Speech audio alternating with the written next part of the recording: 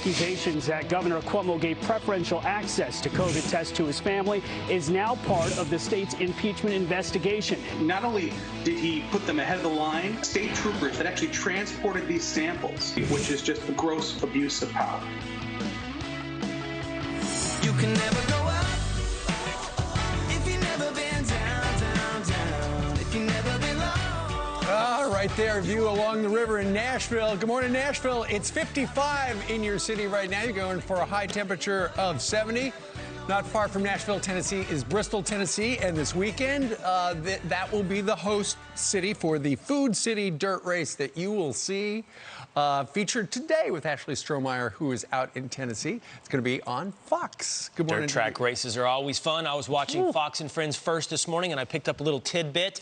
I grew up watching dirt track races in rural Grayson County. Steve apparently grew up, Rachel, doing demolition derby at dirt tracks in Kansas. I did, in Clay Center, Kansas. It was a lot of fun because I remember once I got to get behind the wheel of probably about a 1965 Chevy Impala, and I was able to drive it at full speed, which it was a junker car, so probably 12 miles an hour, and hit a couple of friends of mine in high school. And it was the most fun because you really couldn't go very fast, but it was a dirt track, and that was the key because you would just spin all over the place. Well, I grew up playing Barbies. I can't really tell any of the stories. So the New York Post has a cover story about the amazing press conference. 64 days it took President Joe Biden to do a press conference, and the New York Post is saying he looks glazed and confused. Well, take a look at some of these sound bites from the conference here. The best way to get something done, if it holds near and dear to you that you like to be able to, anyway. We're going to get a lot done. When I was United States Senator, Vice President, am I giving you too long an answer? Because if you don't want the detail. No, but I mean, I don't know how much detail you want about immigration. Okay, where am I here? Let me see. Do you agree? Yes. If not, why not abolish it if it's a relic of the Jim Crow era? And so I'm convinced that we'll be able to stop this because it is the most pernicious thing. This makes Jim Crow look like Jim Eagle. Successful electoral politics is the art of the possible. You got the right code for your credit card. What was your dog's name? Okay, hang on. Sorry. Oh, man. Yeah, it was kind of hard to watch at times. He did seem confused, no idea what he was talking about. I didn't understand what he was talking about. He rambled on until he apparently would occasionally either run out of gas or run out of words and then pause for a moment. You know, maybe he was searching for a new direction or a new word, couldn't find it, changed the subject. Ultimately, maybe he was just rusty. What was it, 65 days? He hasn't had a formal press conference, so maybe he should have done it earlier. But nonetheless, a lot of people are going, what was up with Joe yesterday? He was also using cheat sheets, and anyone who's ever given a public speech knows you can get lost searching through your papers if you're relying on them. I want to say this. No one wants to make fun of Joe Biden or score cheap points. I think the important point is this. There were moments of clarity for Joe Biden as well. There were moments when he did fairly well during that press conference. But are you defined by your moments of clarity or are you defined by your moments of confusion? For 4 years under President Trump, it was you will be defined by your misinterpreted controversies. We're talking about the leader of the free world here in Joe Biden. And it's fair to ask, is he on his game? And when you're using cheat sheets and having moments of confusion, this is a legitimate concern and a legitimate topic to explore. But maybe it's just all about messaging. They want to make sure that everybody in the administration is on the same page, and that's why whoever types stuff up for Joe Biden types stuff up for Joe Biden. Joe Concha was watching. I heard him immediately afterwards. He had some sharp words for the president. Joe, regarding the cheat sheet, not only did he have essentially an outline of different programs, that one right there, I think it's about infrastructure, but he also had essentially a great big Facebook page that had faces of White House correspondents and some of them were actually circled, and one of them that I can see on the far left actually had like a, okay, there's a number 9 next to it. So he had trouble figuring out where he was, what he was going to do next when it came to proceeding to the reporters. It looks like it was all choreographed by whoever choreographed stuff for him.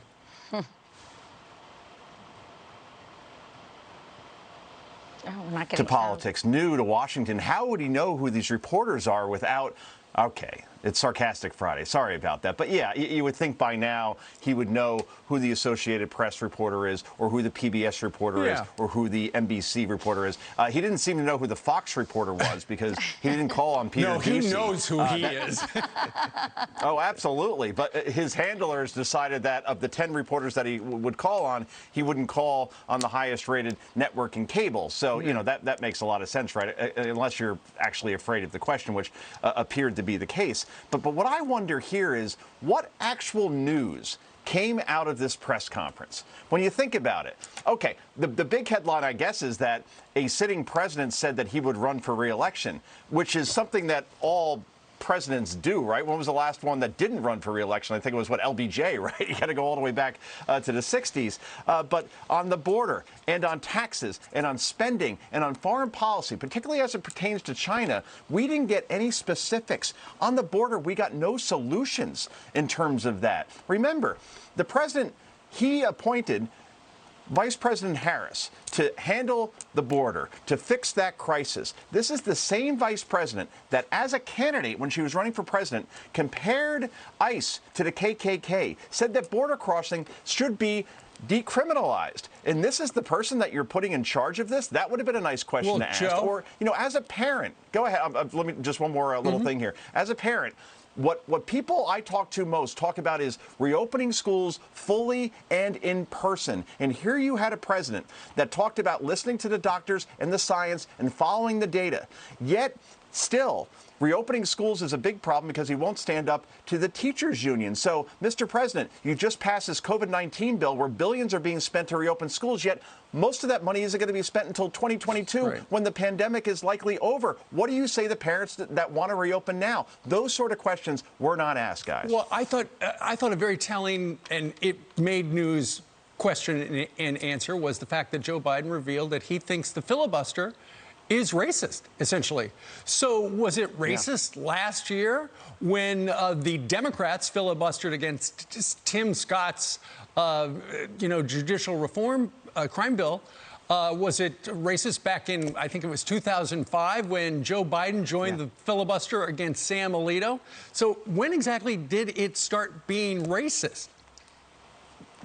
That is a good question to ask, right? So you could bring up the fact that Barack Obama did say that it was a Jim Crow relic, but then you have to read back Mr. Biden's words, the way that Tim Russert used to do so well. Mr. Biden, in 2005, you said that this was something that you were most passionate about in terms of defending the filibuster. Read back the quote and say, okay, are you that person or are you now this person? And why the change? How did you evolve on the issue, which is a big word in Washington? Yeah, that would have been nice to do for a press corps that's been doing this for a while. But instead, we got not even softballs, but mostly grapefruits that were tossed to the president yesterday, with the exception of Kristen Welker, who actually pressed him on opening the press or allowing the press to see migrant facilities, and then asking him in a follow-up, when will that happen? And he said, I don't know. And also, he's the president. Curiously said, I won't do it until...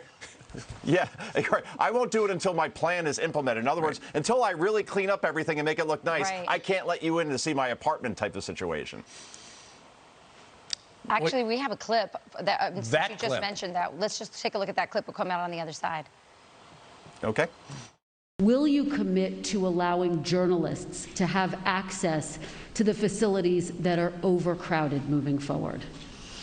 I will commit when my plan very shortly is underway to let you have access to not just them, but to other facilities as well.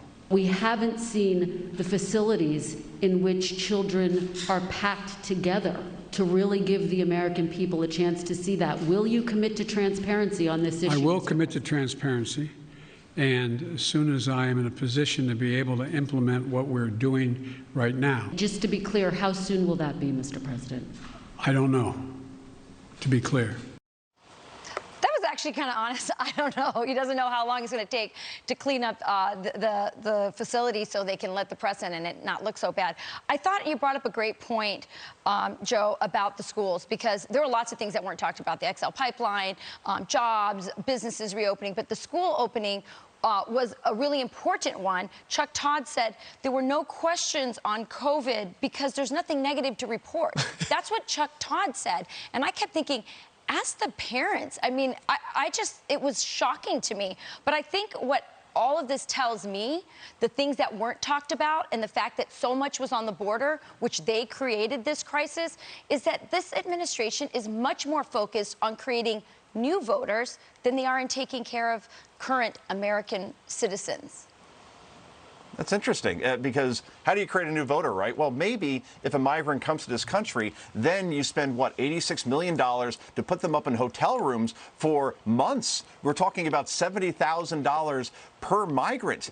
What do you say, Mr. President, to all those homeless people currently in, say, California, for instance, in Los Angeles, in San Francisco? Are you going to give them $70,000 as well to live in a hotel while you try to figure out a problem? These are very easy things to ask. And again, the tone of this press conference, where there were times where Joe Biden was speaking for minutes on end, and those interruptions that were so familiar over the Trump administration and over his press conferences suddenly went away. They allowed this president to, ironically filibuster his way through a press conference at times. And again, the optics, the fact that the leader of the free world needs to look down at not just like a note card with maybe a theme, just a bullet point here and there, but notes that they look like cliff notes, and he was reading from them directly at times. That does not reflect well to our adversaries in China and Russia and Iran, the folks that were watching this and saying, okay, who are we really dealing with right now? Oh, we're dealing with somebody who needs to have his answers written out for him at times. And it was a very uncomfortable thing to watch yesterday, guys. Hey, Joe, I appreciate what you said about the lack of substance. When it comes to anything related to important policies this country is facing, crises this country is facing. But back to that moment again on whether or not there will be transparency at the border. I thought that was very, not just newsworthy, but news-making. To have the President of the United States say, we will not have transparency essentially until I'm ready for it. You can look at my house, but not till I get it in order, is quite a statement for the President to say when it comes to press freedom. But, Joe, our colleagues in the media took all this into account, digested all of it, and thought, bravo, beautiful performance by President Biden. Watch this. The biggest news arguably was in his opening statement.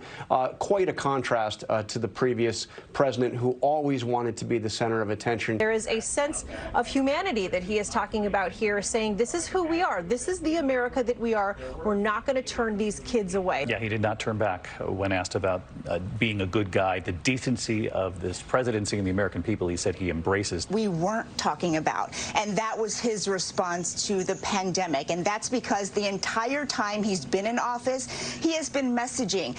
There wasn't a single question on it, which tells you what other thing. There's clearly not any negative questions to ask. COVID's going well right now for him. There's that moment you referenced right there, Rachel. So, I mean, Joe, come on now. A+, rave reviews.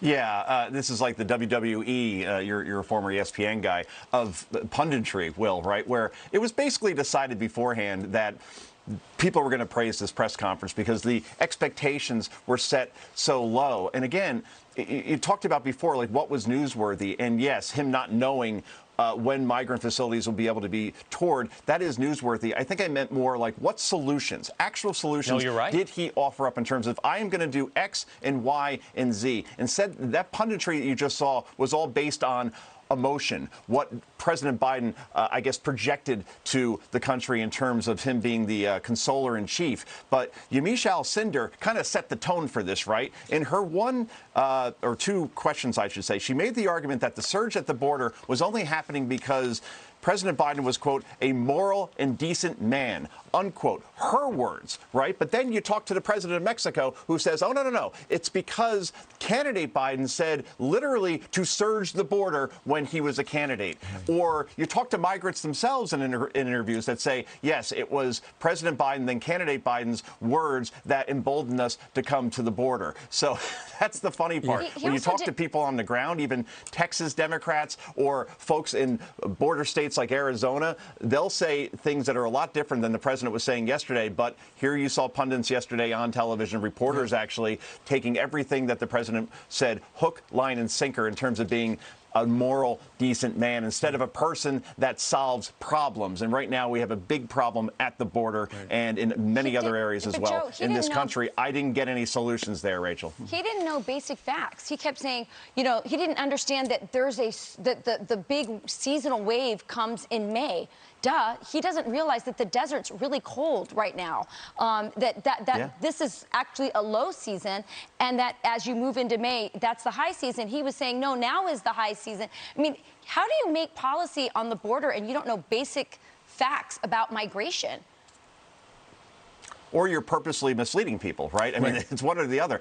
When he said that Republican lawmakers don't support me, but Republican voters do, I'm sorry. I don't know what Republican supporters are supporting the president on at this point. And I look at Gallup that has him at 10% support among GOP voters. So when he was asked about unity, he said, well, what I mean by unity is that Republican voters support me and Democratic supporters support me. So therefore, that's what I'm going to go ahead with in terms of perhaps nuking the filibuster and just pushing everything forward on an infrastructure bill, for instance, that has very little to do with infrastructure, but does have everything to do with free college and paid family leave and equity. So that's what we're talking about here. But again, his basis of his foundation, in fact, is Republican support me, yet 10% do in Gallup or mostly every other poll. It made no sense, quite frankly, but no one pressed him on it, guys. Well, you know what, Joe? He might have had a little note in his pocket that said Republicans love him.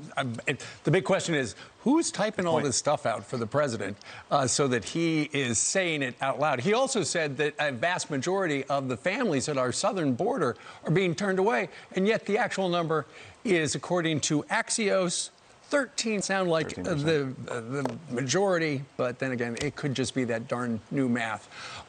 You know, Rachel, at the beginning of this A block, started by showing the cover of the New York Post where it showed Joe Biden yesterday, and the headline was glazed and confused. Inside the paper, you go to the op-ed page, and Michael Goodwin says 3 things stood out in the press conference. Number one, the leader of the free world is often lost at sea and says many things that are blatantly false. Number two, the media in the tank cannot be trusted to hold him accountable. And finally, Joe, because of numbers 1 and number 2, America is headed for serious trouble. Are we?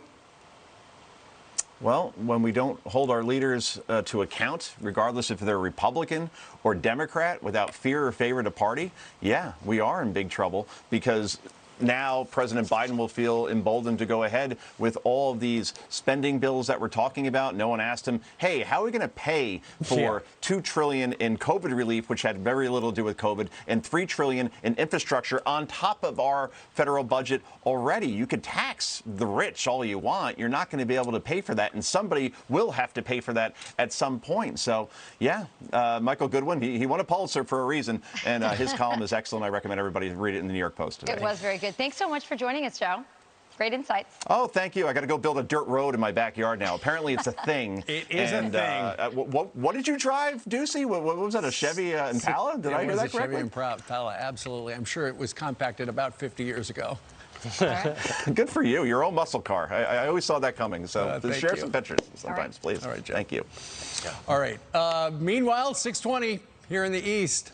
On this Friday, President Biden answered questions on a kind of a range of issues at his first press conference. But how did you feel about his answer? 64 days after taking office. He took questions on major issues like the border, ending the filibuster, and whether he will run for re-election. Here with the top takeaways, partner and president of Maslansky and Partners, Lee Carter. Lee, good morning to you. You have some grades for us, how voters felt about various moments during the press conference. Let's take a look at some of these individual moments, and you tell us how they graded with the voters out there. First, there was this moment right here when he was asked if the reason that the migrant surge is occurring is because he's such a decent and moral man. Here was his response. I should be flattered.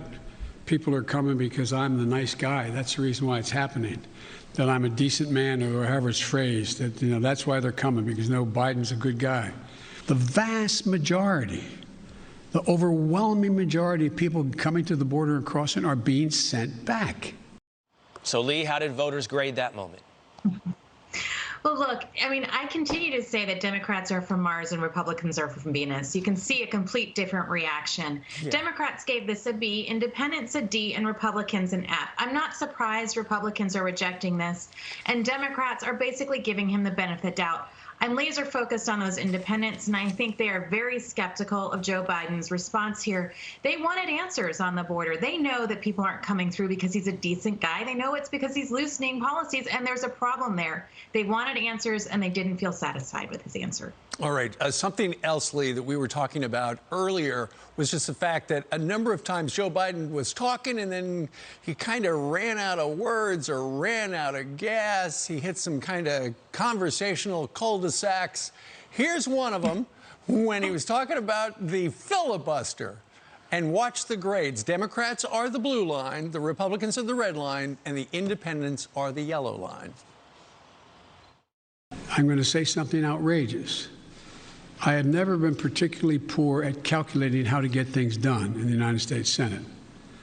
So the best way to get something done, if it holds near and dear to you that you like to be able to, anyway, we're going to get a lot done. Okay, so we're going to get a lot done, but when you look at the grades, even though he stalled out there, Democrats gave him an A. They sure did. Democrats gave him an A, Independents a C, Republicans a D. The thing is, Democrats are willing to give him the benefit of the doubt. They see that he's stalled out. They're willing to accept this. And in the sort of the way that they interpreted this is, you know what, I'm fine watching this. I'm bored. He's not dangerous. They're okay with it. I'm not dangerous. Independents and Republicans are not. They're concerned. They're looking at this and saying, what's going on here? This is a big deal. We want answers, and he seems not to be able to be up to the task. So very different reactions depending how you view the president to begin with. So, Lee, another question that was asked of him was whether he was going to run for office again. So let's take a look at that clip. Have you decided whether you are going to run for re-election in 2024? You haven't set up a re-election campaign yet, as your predecessor had by this time.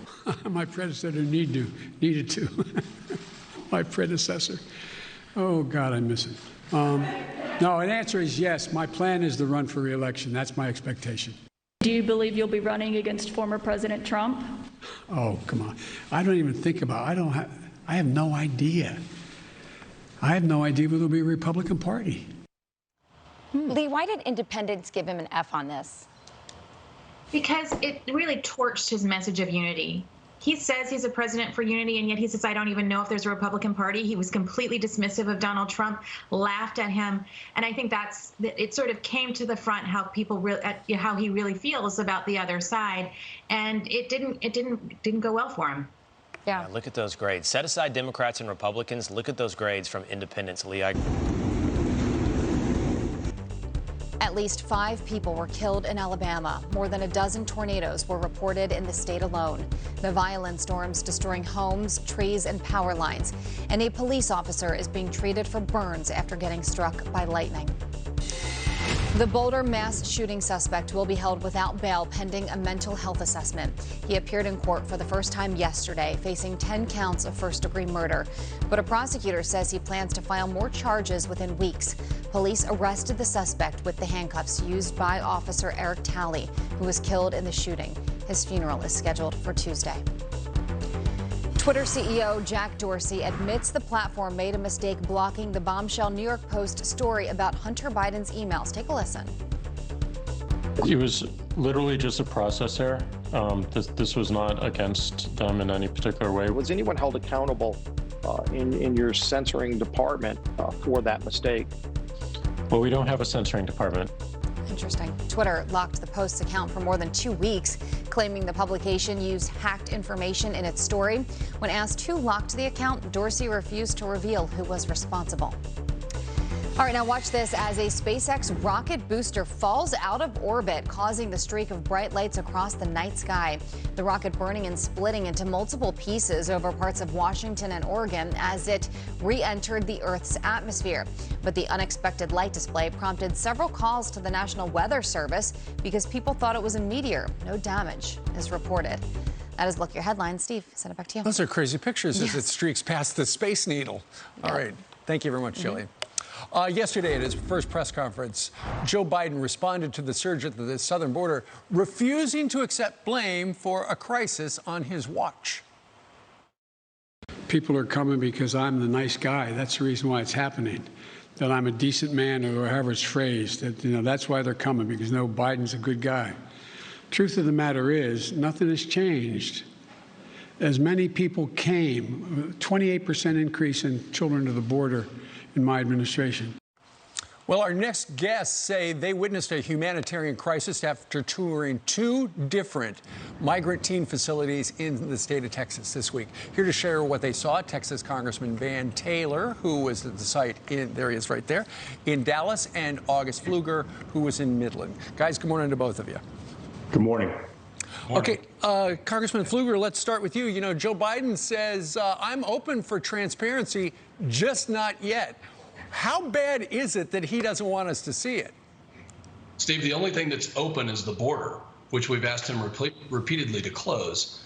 And in the cover of darkness, he established a facility in Midland, Texas, where they won't answer any questions. There's a lack of transparency. A director inside the facility told me this is the highest level of trafficking in her career that she's ever seen. Oh, my goodness. And Congressman Taylor, you know, Joe Biden was just talking about why they're coming. They are coming, and you've heard stories from some of these migrant children that down in the cartel country, or down in the triangle countries, the cartels are advertising on the radio, hey, now's the time to go. Let's go. Hop on the bus. Yeah, the cartels are making money off of this humanitarian crisis that was created by reckless rhetoric out of the White House. The level of crisis that we're seeing. This is I met with the commander of the emergency intake center in Dallas, Texas, that was established and went from 0 to over 2,200 children in 7 days. I mean, so just a dramatic problem that we have, a crisis on the southern border. And they said this is the worst they've ever seen. You know, in 30 years of working for the Department of Health and Human Services, handling all different surges on the border, this is beyond anything they've ever seen. And the announcement yesterday of Fort Bliss being used is just a sign of how bad it really is. I mean, it's so bad you're having to pull in the military. Well, Congressman Taylor, rather, you've looked at the facility in Dallas. So, you know, we heard from the CDC regarding school, kids can be now 3 feet apart rather than 6 feet apart. How close are the kids? The sleeping situation, describe that. Yeah, I mean, these are, they had to pull FEMA cots, and their HHS is doing the best they can. I mean, they have 500 personnel working full-time at this facility in Dallas, and they're sleeping literally head to feet. The cots are just a few feet from each other. They're going around in pods of 50 to go get lunch, to do their 5-minute supervised shower.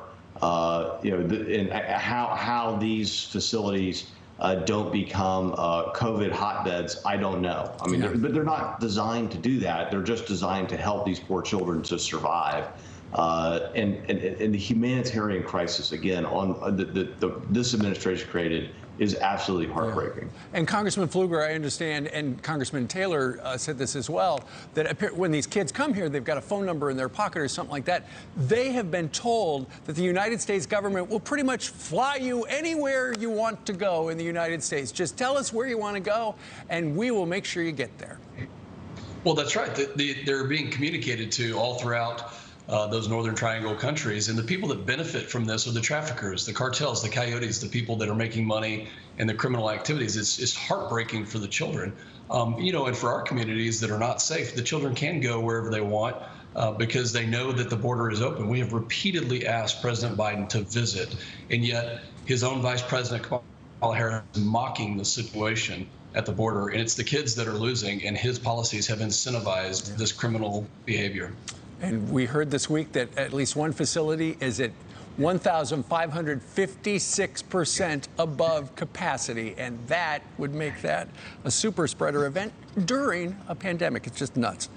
Congressman Van Taylor and August Pfluger, guys, thank you very much for joining us live. Thanks. You bet. By the way, we did reach out to the HHS for a statement on these two facilities. They have not gotten back to us. And then again, they won't let us in either with a camera. And Joe Biden says he'll let us in someday, just doesn't know what day. Meanwhile, Governor Cuomo. Yet this place holds 150,000, but that's kind of the story with COVID. You know, they obviously have to lower the attendance for that. Now, getting this track together, as I said earlier, it took 14 days, 2,300 truckloads of dirt. A lot of people were speculating, too, that it was going to be difficult for the drivers on this track. Ryan Blaney was saying, you know, it just depends. It comes down to game day if it's going to be difficult. But I got a little bit of that red clay for you. There's 3 layers of dirt on that track. So we'll see. You can catch the Food City Dirt Race starting at 3:30 on Fox on Sunday. Back to you, Rachel. Thank you. Nice little souvenir. Thank you, Ashley. All right. Well, embattled New York Governor Andrew Cuomo caught in yet another scandal as a new report claims he gave his family special access to COVID-19 tests at the start of the pandemic. The report alleges that Cuomo let his family skip the line for testing, a violation of New York's Constitution, which bars state officials from using their position to gain privilege for themselves and others. Here to react is New York State GOP Chairman Nick Langworthy. Nick, it turns out that he didn't just let his family get ahead of the line. It looks like maybe some pharmaceutical executives that he is friends with also got the tests. Well, thank you for having me back. This is classic Andrew Cuomo. We see abuse of the office of the Department of Health. You know, yesterday was the 1-year anniversary of his executive order preventing allowing COVID-positive patients to be put back into nursing homes without testing. And now we find out that Andrew Cuomo was using valet service to deliver testing to, his friends, his family, his brother at CNN, and now a executive at a big healthcare company that are massive supporters of his. This is a gross abuse of power, and I think it's a violation of our public officers law. Absolutely. Well, here's what his office has to say about it. They said in the early days of the pandemic, when there was a heavy emphasis on contact tracing, we were absolutely going above and beyond to get people testing, including in some instances going to people's homes. Among those we assisted were members of the general public, including legislators, reporters, state workers, and their families. They didn't mention his family or the pharmaceutical executive, which is kind of interesting. Listen, I've been seeing these polls coming out, and New Yorkers overwhelmingly say they still want the governor to stay in office despite all these scandals. And I have to tell you, as somebody who's not from New York, I live in the middle of the country, I can't understand why New Yorkers still want him in office, why he hasn't yet been impeached. Well, we called for the governor's impeachment very early on because I believe he's committed crimes, and his chief of staff admitted to obstruction of justice with the nursing home data was stripped out of a report because it cut against the book deal that he cut, and he's personally profited off the loss of so many. We believe that the impeachment process that they have announced is somewhat of a sham. We are pushing very hard, but there are many New Yorkers day by day that see this governor's continued pattern of abuse of power, that he has taken every single element of our government, including COVID response, and politicized it and abused it for his own personal power and gain. And he is wearing very thin on the public. This begs the question of how many donors have also got to cut the line on testing, or how many donors have cut the line on the vaccine distribution. Right. That's something that we don't know yet. Yeah, there's a lot still coming out, so we'll see what happens.